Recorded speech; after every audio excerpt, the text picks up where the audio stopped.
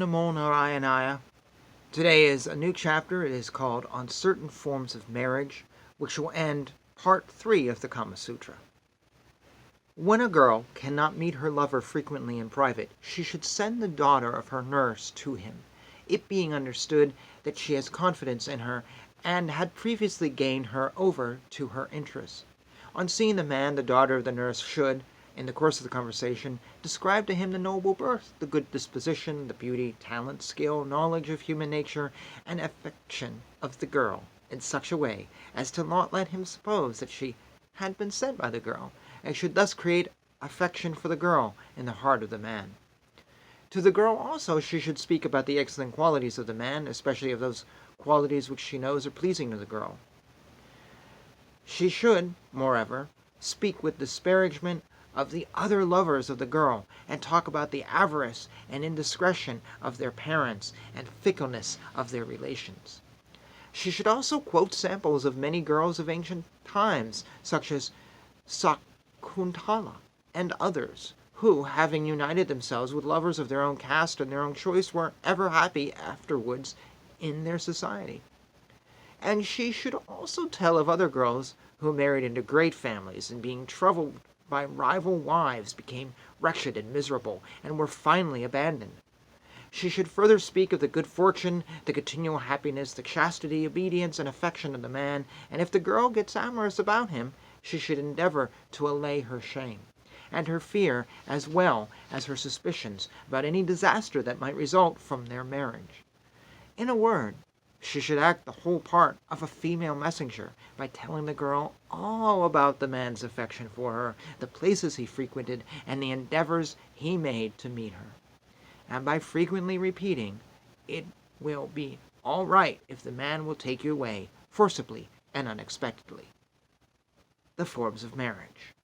When the girl is gained over and acts openly with the man as his wife, he should cause fire to be brought from the house of a Brahmin, and having spread the kusha grass upon the ground and offer an oblation to the fire, he should marry her according to the precepts of the religious law.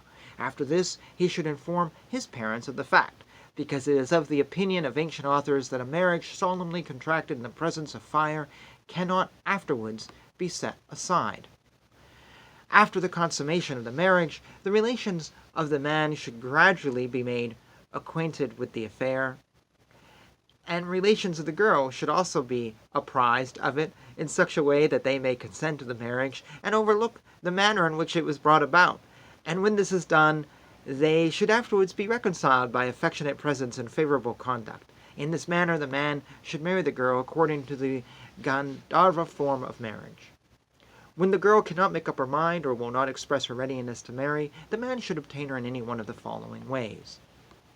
On a fitting occasion, under some excuse, he should, by means of a female friend whom he is well acquainted and whom he can trust, and who also is well known to the girl's family, get the girl brought unexpectedly to his house, and he should then bring fire from the house of a Brahmin and proceed as before described.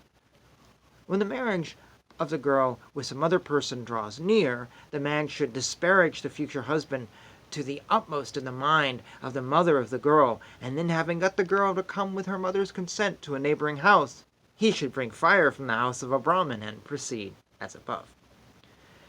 The man should become a great friend of the brother of the girl, the said brother being of the same age as himself, and addicted to courtesans, and to intrigues with the wives of other people, and should give him assistance in such matters, and also give him occasional presents.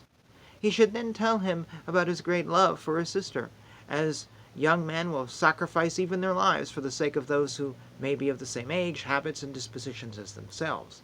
After this, the man should get the girl brought by means of her brother to some secure place, and having brought fire from the house of a Brahmin, should proceed as before.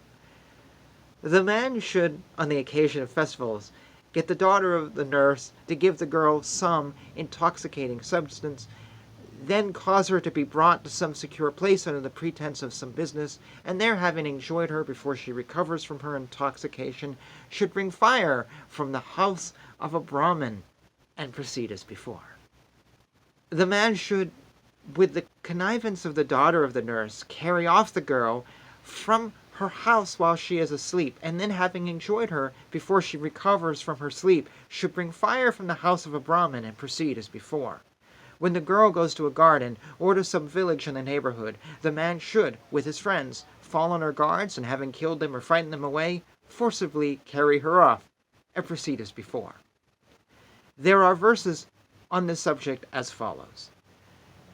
In all the forms of marriage given in this chapter of this work, the one that precedes is better than the one that follows it on account of its being more in accordance with the commands of religion, and therefore it is only when it is impossible to carry the former into practice that the latter should be resorted to. As the fruit of all good marriages is love, the Gandavara form of marriage is respected even though it is formed under unfavorable circumstances, because it fulfills the object sought for. Another cause of the respect accorded to the Gandavara form of marriage is that it brings forth happiness, causes less trouble in its performance than other forms of marriage, and above all, the result of previous love. Thus ends this chapter and this part of the Kama Sutra. And at the beginning, I was really interested because it talked about being married in front of a fire. That's really cool. But then the rest of the chapter just threw me. I have now read a chapter about eloping and raping someone who is intoxicated.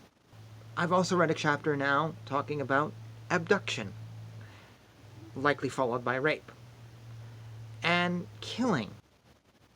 This, to me, almost becomes invalidated as a religious text on some level. To force a girl to be raped when she's asleep after killing her guards or whatever, or abducting her. This is the thing of horror movies, not a future romance. And this is a horror. This is a nightmare. So either I am just living in 2022 as I make this video and not understanding that different times in different places, rape is today not what it was a long time ago. And, a woman today, her feelings are cared for, but back then, I guess not so much. I can get that. On the other hand, this just doesn't feel like it's jiving. It's jiving with spiritual texts that I know, talking, like the Bhagavad Gita or the Bhagavatam or whatever. It just doesn't have the same feeling